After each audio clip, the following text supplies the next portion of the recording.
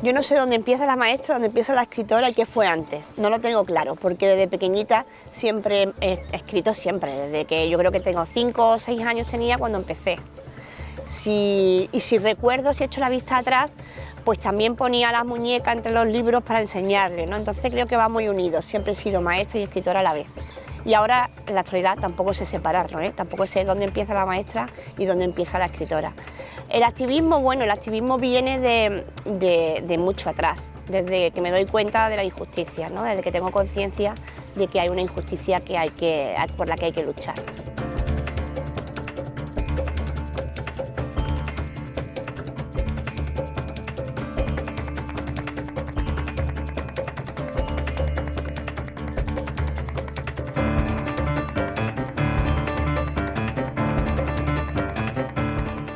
El dato de que 1 de cada 3 personas ha sufrido racismo, personas gitanas, creo que es muy corto, creo que es muy bajo, porque yo no conozco a nadie, creo que no me he encontrado con nadie que no haya sentido en algún momento esa discriminación.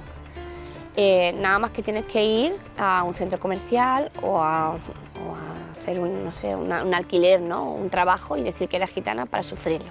Otra cosa es que no se te note físicamente.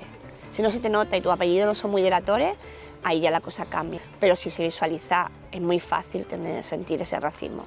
En el día a día, en tu vida laboral, en tu vida profesional, muy difícil. Yo lucho por que la población gitana tenga una mirada amable, que no es lo que se conoce por los medios de comunicación, por la televisión. Eso no es la comunidad gitana. Hay unos valores, hay unas tradiciones y detrás de eso hay mucho que no se visualiza. Lo que se visualiza ahora, y creo que tiene que visualizarse todavía más, es el racismo que sufrimos, ¿no? Creo que no es buen momento para ninguna minoría, porque todas estamos viviendo una situación muy complicada. Yo empiezo a luchar en las redes sociales y me doy cuenta de que tengo un altavoz potente, que las redes sociales son un altavoz potente, y lo aprovecho.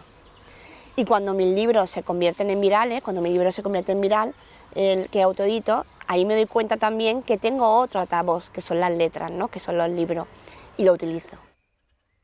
Yo creo que contra lo que más lucho es con la visibilidad de la mujer gitana, ¿no? Que tenga un futuro. Mi lucha está en la mujer y en esa mirada amable hacia la mujer, hacia su figura y hacia el futuro de esa mujer. Porque si la mujer ya lo tenemos difícil por sí, al ser gitana, mujer gitana, lo tienes el doble de difícil.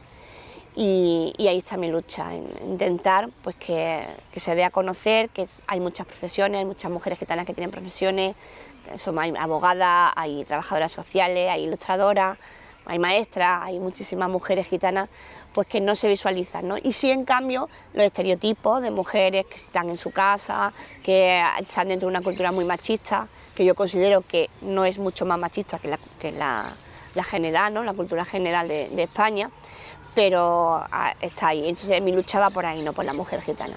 Yo intento que mis personajes sean fuertes, sean femeninos, sean feministas sobre todo, y que tengan un papel importante dentro de sus familias, ¿no? Como es la realidad, ¿no? en el pueblo gitano, que la mujer pues lleva muchísima carga, muchísima rienda y da muchísimas soluciones, que eso no se visualiza. En las letras, el poder que te da las letras es convertir a esas mujeres en heroínas pues de sus propias acciones, ¿no? En heroínas de su propia trama. Y bueno, yo no concibo escribir si no es la mujer la protagonista, no sé hacerlo de otra manera. La maestra gitana tiene mucho de autobiográfico, sobre todo de los personajes del mercadillo. Me parecía una oportunidad muy bonita de crear un contexto que no estaba visto, ¿no? Que era el mercadillo, y utilizar a personas que trabajaban en él. Ahora me es muy divertido, muy emocionante cuando la gente va buscando a esos personajes dentro del mercadillo, ¿no? Mis compañeros pues lo disfrutan también, por gente que ha leído, sabe de la historia y les pide una foto, les pide un saludo. Y bueno, la protagonista Mara está nutrida de mí, de mi forma de ver la educación, de mi forma de vivir, de mi forma de entender la familia, todo eso también forma parte de mí y del libro. En mi última novela, en Vulnerable, pues he dado un cambio radical, porque quería hacer otra cosa, quería crear un libro que tuviera un público muy amplio, porque está dirigido a adolescentes, a los padres de esos adolescentes y a los maestros.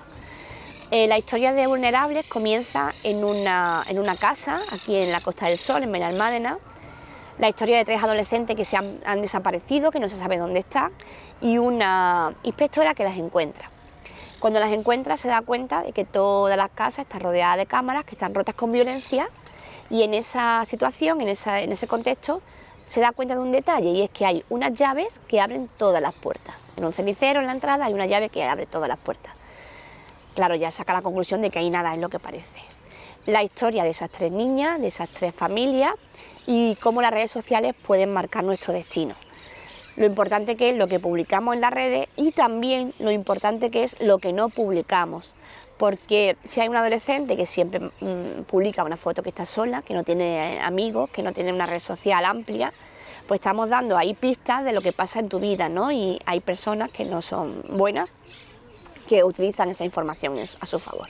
Por supuesto, cuando escribí Vulnerable quería dar las claves para, primero, que los padres estuvieran atentos, ¿no? Esa es la primera clave que yo creo que es la importante. Y segundo, dar soluciones a una serie de problemas que pueden pasar. Una de las tramas del libro está basada en una historia real. No quiero hacer spoiler, pero es una trama muy dura que le pasó a alguien muy cercano a mí, que es mi hermana.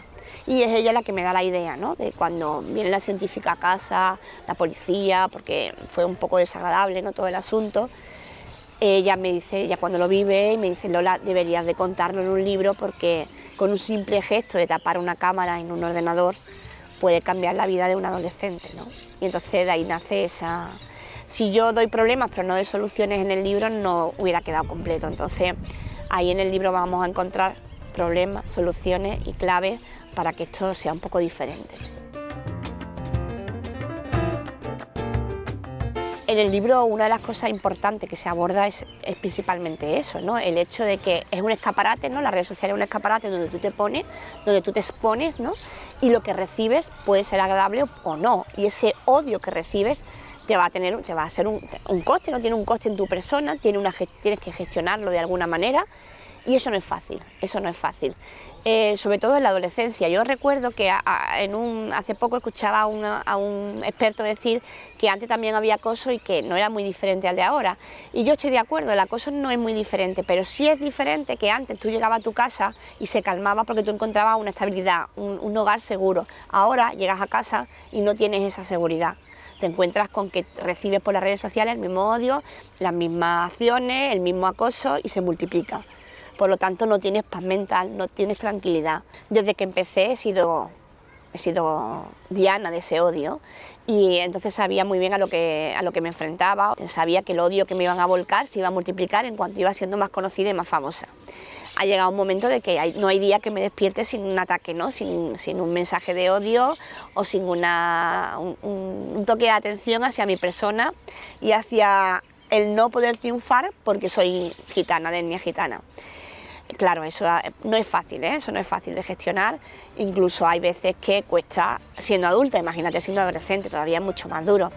Yo lo vivo a días mejor, a días peor, pero para mí es un indicador de que voy por buen camino. Son muy pocos los gitanos y gitanas que llegan a la universidad, pero para analizar ese problema habría que mirar un poco por debajo, ¿no?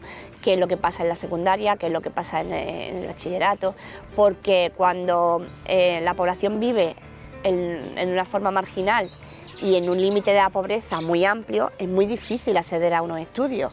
Si tú no tienes recursos para acceder a esa formación, es muy complicado. Todavía creo que hay algo que tenemos que salvar, que es la segregación del alumnado. Hasta que no terminemos de romper esa segregación no vamos a poder avanzar, ¿no?, todo lo que nos gustaría.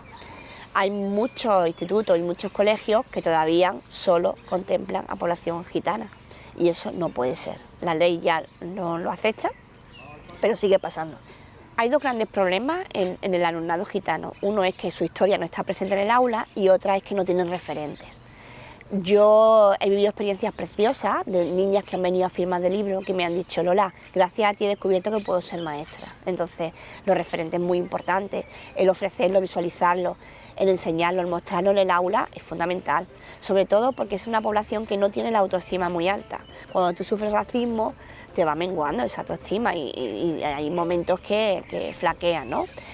Y claro, ahí es importante que el maestro y la maestra esté ahí para mostrar referentes y para enseñar que pueden llegar a ser lo que quieran. Pues el futuro de Lola pasa por seguir escribiendo, seguro, porque en mi cabeza hay muchísimos libros que tienen que ver la luz, y enseñar pues también. A lo mejor, no sé si siempre desde el aula, pero enseñar siempre, seguro. Quizás con otro formato, en otros contextos, pero enseñar seguro.